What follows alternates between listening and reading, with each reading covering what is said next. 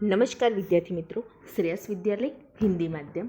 आज मैं 8वीं कक्षा में गणित में प्रकरण नंबर 8 राशियों की तुलना उसमें प्रश्नावली 8.2 पढ़ाऊंगी। प्रश्नावली 8.2 उसमें प्रश्न नंबर 1 में दिया है, एक व्यक्ति के वेतन में 10% वृद्धि होती है। यदि उसका नया वेतन रुपया 1,54,000 है तो उसका मूल वेतन ज्ञात कीजिए। तो माना मूल वेतन रुपया 100 है, वेतन वृद्धि रुपया 100 का 10%, तो क्या होगा, ये 100 उसका 10%, तो 10 बटे में 100 होगा, तो ये ऊपर नीचे 100 कट जाएगा, तो रुपया 10 होगा। इसलिए नया वेतन, तो ये 100 मूल वेतन था और ये वेतन में वृद्धि 10 रुपया, तो कितना होगा, रुपया 110। नया वेतन बराबर रुपया 110 जब मूल वेतन रुपया 100 है। नया वेतन रुपया 1 जब मूल वेतन कितना होगा, 100 बटे में 110। नया वेतन बराबर रुपया 1,54,000 जब मूल वेतन 100 बटे में 110 गुना 1,54,000, तो हमें जवाब मिलता है रुपया 1,40,000। अतः व्यक्ति का मूल वेतन रुपया 1,40,000 है। प्रश्न नंबर 2, रविवार को 845 व्यक्ति चिड़ियाघर गए, सोमवार को केवल 169 व्यक्ति गए। चिड़ियाघर की सैर करने वाले व्यक्तियों की संख्या में सोमवार को कितने प्रतिशत कमी हुई? तो रविवार को चिड़ियाघर गए व्यक्तियों की संख्या कितनी है, 845। सोमवार को चिड़ियाघर गए व्यक्तियों की संख्या 169 है। व्यक्तियों की संख्या में कमी तो कितनी है, 845, उसमें से 169 घटाना है, तो कितना मिलेगा, 676। तो प्रतिशत कमी 676 बटे में 845 गुना 100, तो कितना होगा, 80%। अतः चिड़ियाघर की सैर करने वाले व्यक्तियों की संख्या में 80% की कमी हुई।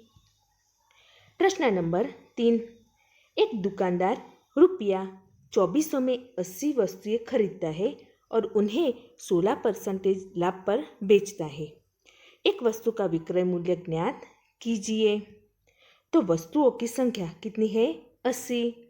वस्तुओं का क्रय मूल्य कितना है, रुपया 2400। लाभ कितना होता है, 16%।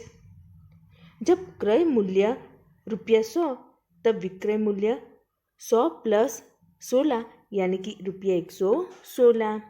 जब क्रय मूल्य रुपया 1 तब विक्रय मूल्य 116 बटे में 100। जब क्रय मूल्य रुपया 2400 तब विक्रय मूल्य 116 बटे में 100 गुना 2400, तो कितना मिलता है, रुपया 2784। अतः 80 वस्तुओं का विक्रय मूल्य रुपया 2784 है। इसलिए एक वस्तु का विक्रय मूल्य 2784 बटे में 80, तो कितना मिलता है, रुपया 34.80। प्रश्न नंबर 4, एक वस्तु का मूल्य 15,550 था, रुपया 450 इसकी मरम्मत पर खर्च किए गए थे। यदि उसे 15%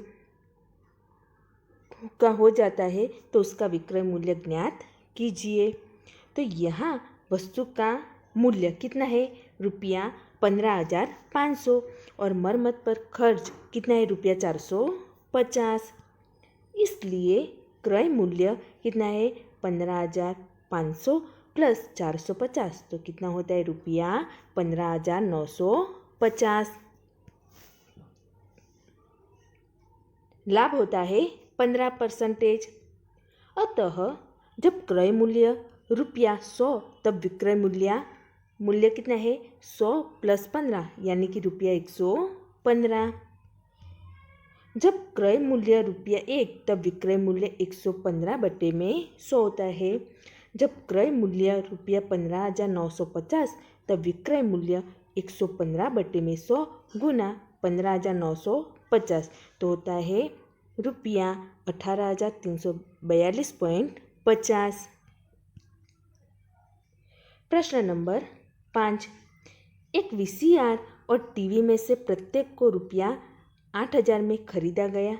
दुकानदार को वीसीआर पर 4% हानि और टीवी पर 8% लाभ हुआ। इस पूरे लेन देन में लाभ अथवा हानि प्रतिशत ज्ञात कीजिए। तो वीसीआर का क्रय मूल्य कितना है? रुपया 8,000 और टीवी का क्रय मूल्य है रुपया 8,000। दोनों का कुल क्रय मूल्य 8,000 प्लस 8,000 तो कितना होता है? रुपया 16,000। वीसीआर पर हानि कितनी होती है? 4%। माना प्रत्येक का क्रय मूल्य रुपया 100, तब वीसीआर का विक्रय मूल्य कितना होता है? 100 माइनस 4 यानी कि 96। जब क्रय मूल्य 100 तब विक्रय मूल्य 96। जब क्रय मूल्य रुपया 1 तब विक्रय मूल्य 96 बटे में 100 होगा। जब क्रय मूल्य रुपया 8,000 तब विक्रय मूल्य 96 बटे में 100 गुना 8,000 तो कितना मिलता है? रुपया 7,680। और टीवी पर लाभ कितना होता है? 8% होता है। तब टीवी का विक्रय मूल्य 100 प्लस 8 यानी कि रुपया 108। जब क्रय मूल्य रुपया 100 तब विक्रय मूल्य रुपया 108। जब क्रय मूल्य रुपया 1 तब विक्रय मूल्य 108 बटे में 100 होता है। जब क्रय मूल्य रुपया 8,000 तब विक्रय मूल्य 108 बटे में 100 गुना 8,000 बराबर रुपया 8,640।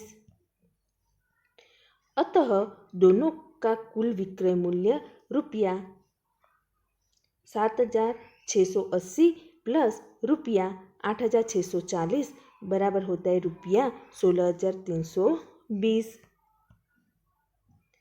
क्योंकि विक्रय मूल्य ग्रेटर देन क्रय मूल्य, इसलिए लाभ होता है 16,320 माइनस 16,000 तो मिलता है रुपया 320।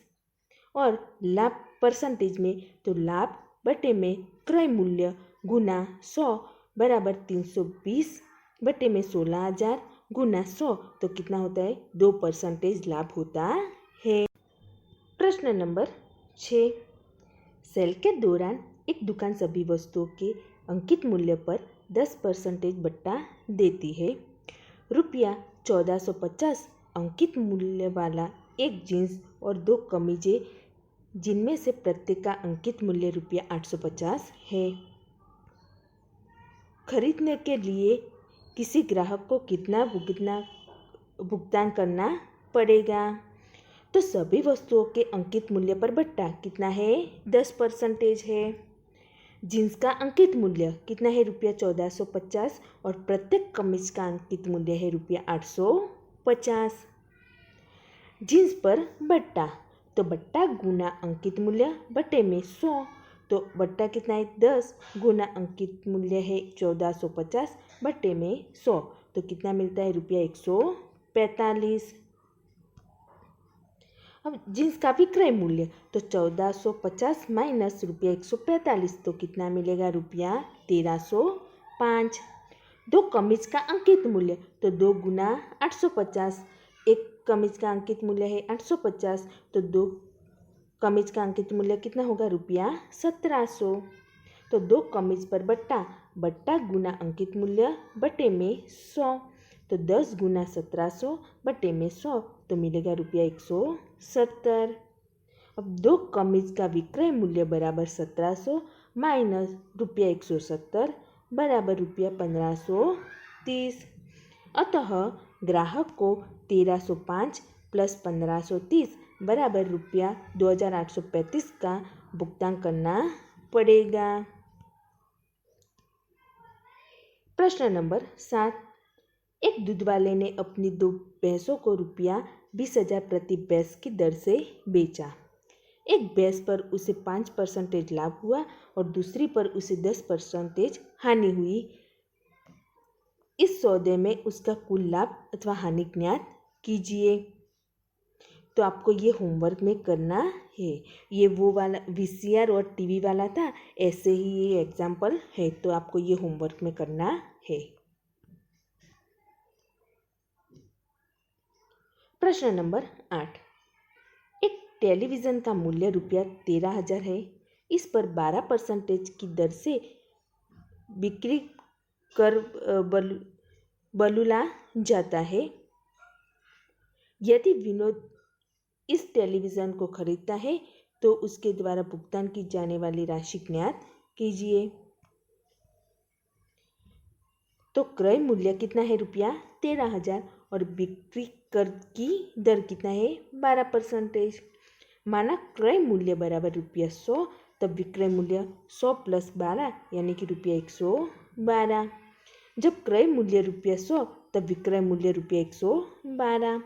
जब क्रय मूल्य ₹1 तब विक्रय मूल्य 112/100। जब क्रय मूल्य ₹13,000 तब विक्रय मूल्य कितना होता है? 112/100 गुना 13,000, तो कितना होता है? ₹14,560। अतः उसके द्वारा भुगतान की जाने वाली राशि ₹14,560 है। प्रश्न नंबर 9।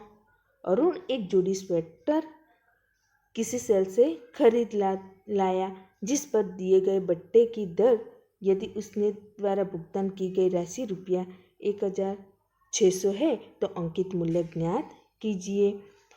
ये बुट्टे पर दर कितना है? 20% है। तो विक्रय मूल्य ₹1,600 और बट्टे की दर कितनी है? 20%। माना अंकित मूल्य ₹100, तब विक्रय मूल्य 100 - 20 यानी कि ₹80। जब विक्रय मूल्य ₹80, तब अंकित मूल्य ₹100। जब विक्रय मूल्य ₹1, तब अंकित मूल्य 100/80 होगा। जब विक्रय मूल्य ₹1600, तब अंकित मूल्य 100/80 गुना 1,600, तो कितना मिलता है? ₹2,000। अतः एक जोड़ी स्वेटर का अंकित मूल्य ₹2,000 है। प्रश्न नंबर 10। मैंने एक हेयर ड्रायर 8% वेट सहित ₹5,400 में खरीदा। वेट को जोड़ने से पहले का उसका मूल्य ज्ञात कीजिए। तो आपको ये होमवर्क में करना है। तो विद्यार्थी मित्रों, आपको ये प्रश्नावली 8.2 गणित की नोटबुक में लिखनी है, और ऐसा स्वाध्याय बुक में है तो स्वाध्याय बुक में भी लिखना है।